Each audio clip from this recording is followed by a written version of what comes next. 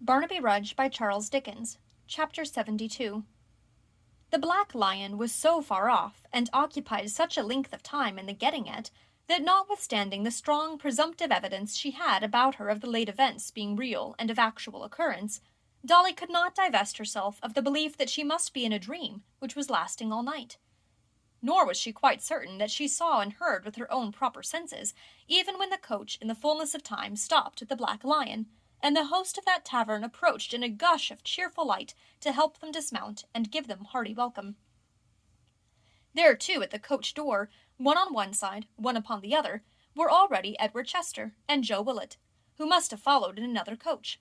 And this was such a strange and unaccountable proceeding that Dolly was the more inclined to favour the idea of her being fast asleep. But when Mr. Willett appeared, old John himself, so heavy-headed and obstinate, and with such a double chin as the liveliest imagination could never in its boldest flights have conjured up in all its vast proportions, then she stood corrected, and unwillingly admitted to herself that she was brought awake.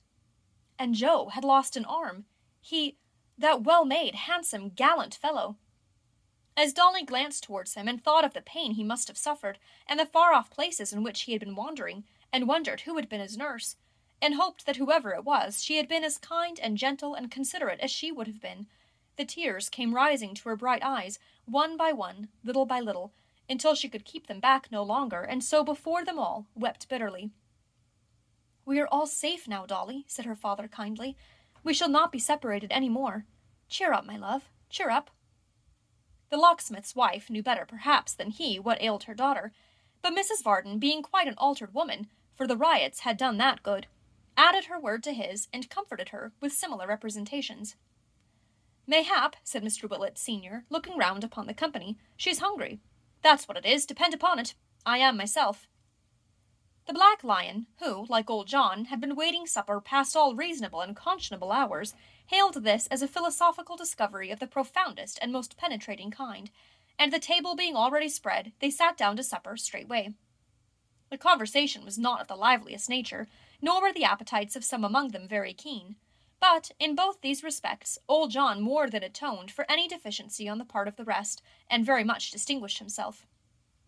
It was not in point of actual conversation that Mr. Willett shone so brilliantly, for he had none of his old cronies to tackle, and was rather timorous of venturing on Joe, having certain vague misgivings within him that he was ready on the shortest notice, and on receipt of the slightest offence, to fell the Black Lion to the floor of his own parlour, and immediately to withdraw to China, or some other remote and unknown region, there to dwell for evermore, or at least until he had got rid of his remaining arm and both legs, and perhaps an eye or so into the bargain.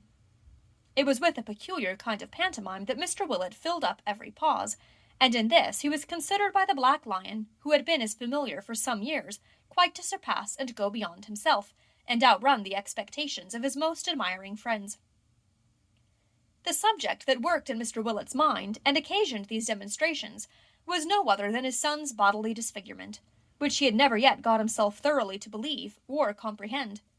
Shortly after their first meeting, he had been observed to wander, in a state of great perplexity, to the kitchen, and to direct his gaze towards the fire, as if in search of his usual adviser in all matters of doubt and difficulty. But there being no boiler at the Black Lion, and the rioters having so beaten and battered his own that it was quite unfit for further service, he wandered out again, in a perfect bog of uncertainty and mental confusion, and in that state took the strangest means of resolving his doubts, such as feeling the sleeve of his son's greatcoat as deeming it possible that his arm might be there, looking at his own arms, and those of everybody else, as if to assure himself that two and not one was the usual allowance, sitting by the hour together in a brown study, as if he were endeavouring to recall Joe's image in his younger days, and to remember whether he really had in those times one arm or a pair, and employing himself in many other speculations of the same kind. Finding himself at this supper, surrounded by faces with which he had been so well acquainted in old times, Mr. Willett recurred to the subject with uncommon vigour, apparently resolved to understand it now or never. Sometimes, after every 2 or 3 mouthfuls, he laid down his knife and fork, and stared at his son with all his might, particularly at his maimed side. Then he looked slowly round the table until he caught some person's eye, when he shook his head with great solemnity, patted his shoulder, winked, or, as one may say, for winking was a very slow process with him, went to sleep with one eye for a minute or two, and so, with another solemn shaking of his head, took up his knife and fork again and went on eating. Sometimes he put his food into his mouth abstractedly, and with all his faculties concentrated on Joe, gazed at him in a fit of stupefaction as he cut his meat with one hand, until he was recalled to himself by symptoms of choking on his own part, and was by that means restored to consciousness. At other times he resorted to such small devices as asking him for the salt, the pepper, the vinegar, the mustard, anything that was on his maimed side, and watching him as he handed it. By dint of these experiments, he did at last so satisfy and convince himself that, after a longer silence than he had yet maintained, he laid down his knife and fork on either side of his plate, drank a long draught from a tankard beside him, still keeping his eyes on Joe, and leaning backward in his chair and fetching a long breath, said, as he looked all round the board, "It's been took off." "By George," said the Black Lion, striking the table with his hand, "he's got it." "Yes, sir," said Mr. Willett, with the look of a man who felt that he had earned a compliment, and deserved it. "That's where it is. It's been took off." "Tell him where it was done," said the Black Lion to Joe. "At the defence of the Savannah, father." "At the defence of the Salwanners?" repeated Mr. Willett softly, again looking round the table. "In America, where the war is," said Joe. "In America, where the war is," repeated Mr. Willett. "It was took off in the defence of the Salwanners in America, where the war is." Continuing to repeat these words to himself in a low tone of voice, the same information had been conveyed to him in the same terms at least 50 times before. Mr. Willett arose from table, walked round to Joe, felt his empty sleeve all the way up from the cuff to where the stump of his arm remained, shook his hand, lighted his pipe at the fire, took a long whiff, walked to the door, turned round once when he had reached it, wiped his left eye with the back of his forefinger, and said in a faltering voice, "My son's arm was took off at the defence of the Salwanners in America, where the war is." With which words he withdrew, and returned no more that night. Indeed, on various pretenses, they all withdrew, one after another, save Dolly, who was left sitting there alone. It was a great relief to be alone, and she was crying to her heart's content when she heard Joe's voice at the end of the passage, bidding somebody good night. Good night. Then he was going elsewhere, to some distance perhaps.